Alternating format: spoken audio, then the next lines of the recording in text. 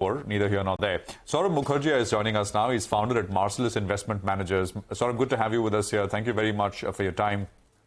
I mean, it's been an incredible first half this year, Saurabh. I think has gotten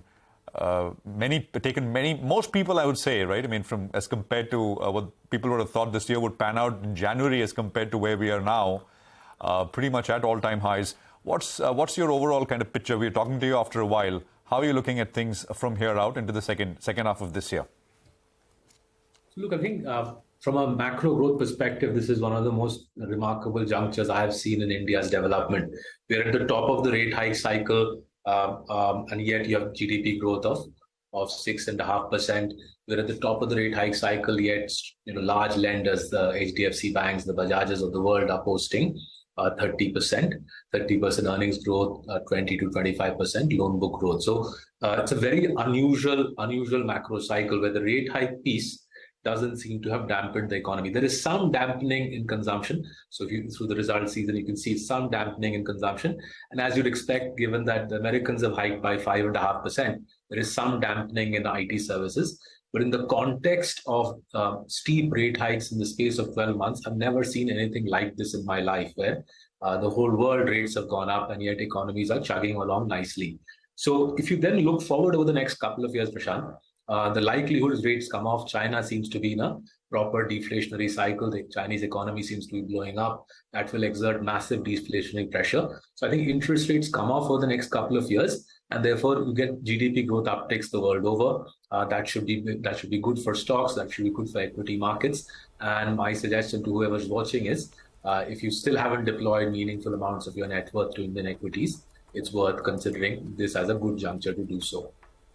Okay, well, by the way, for now, although the market is very quiet, there are plenty of stocks which are looking good. Five-Star Finance is getting a five-star reception in the market, 10% higher now. Very good growth coming through. Then AUM growth of over 43%. The active loans have gone up by about 40%. So that's definitely one of the stocks to look at. And, it has a lot of the sort of peer group in that, category this morning. So whether it's Chola Finance, Ujjivan Small Finance Bank, a lot of these ancillary names as well doing well. Saurabh, hi, good morning. So if this is the place to be, if India is the place to be, despite the kind of run-up we've already seen, where do you generate alpha now? Where do you see the next leg of leadership emerge from? So look, I think we're sticking to what we understand well. So I started by mentioning the large lenders we've invested in. They're doing well. Our reading is the lending space is consolidating, whether it be private sector banks or the large NBFCs. The large are getting larger in the NBFC space and in the banking space, and we are riding with the leaders here. Quick disclaimer, my parents, myself, our 10,000 clients have large positions in these stocks that I've mentioned. The second area where we've been constructive and we see more grounds to be constructive is the whole pharma ecosystem. There's consistent news emerging from America of drug shortages in America. It's not clear why America is facing such acute drug shortages. We'll have to do some more work on that. But one hypothesis I have is APIs. China makes 80% of the world's APIs, and I think China is conking off on that. That gives a great opportunity to India, which accounts only for, say, 10% of the world's API. It's a good, big opportunity for our API manufacturers to step up. The specialty chemicals which feed into the API ecosystem, I reckon will do well over the next couple of years as China tries to squeeze the global API cycle. And the third area where we've been trying to make some investments, hopefully we'll get some more opportunities, is the China plus one phase, right? So APIs is one part of it, pharma is one part of it. But the other aspect is making electronic items, consumer durables, both for the Indian market and for the export market. China has been the dominant player in this, but the early signs from our trips to Hosur and to Chennai suggest there's a significant outsourced electronic manufacturing services industry emerging in our country, and we'll try to make some investments in that space. Got that. Saurabh, hi, good morning. I just want to go back to financials for a bit, a slightly sort of more medium-term question here. We know that, of course, Marcellus has had positions in the likes of Bajaj Finance for a very long time. You've liked that company, liked that business model. But this is a space that's not perhaps set up for disruption because we have a massive entrant coming in the form of Jio Financial Services. They've already launched a tie-up with Blackstone, for instance, on the asset management side, even before starting operations on the ground. So what kind of disruption are you right now penciling in? And at least in the near term, could it have implications for maybe, limited margins or, any other challenge in terms of business growth? I think let's break financials up. There's plenty of different bits to that space. The mutual fund space, right? The data from America is very clear. If you look at the last 20, 25 years, led by Vanguard, BlackRock, and State Street, the American mutual fund industry has largely become a play on passive, on indexes and index funds and ETFs, right? And if you look at the last 10 years, I think there have been outflows, even though the American stock market's done well, there's been outflows out of active asset management in America over the last 20 years or so. There is no reason to believe our country would be different. I think both the re-entry of BlackRock with Geo, I'm sure the other global passive players will enter. You can see every domestic mutual fund also launching passives. I think the big story of the next 10 years will be a relentless rise of index funds and ETFs in India, which is great news for your viewers. The cost of investing in India will come down. The cost of investing in a ETF or a passive is as low as 5 to 10 bips rather than say 2% for active asset management. So I think the mutual fund industry will face a profit squeeze. I don't think there's any two ways about it. The mutual funds will have to work very, very hard to grow their profits because of the pressure on their yields. The lending space is a different ballgame altogether. Over the last 20 years, we've seen it's very difficult to set up a large, successful lender, whether in banks or in NBFC.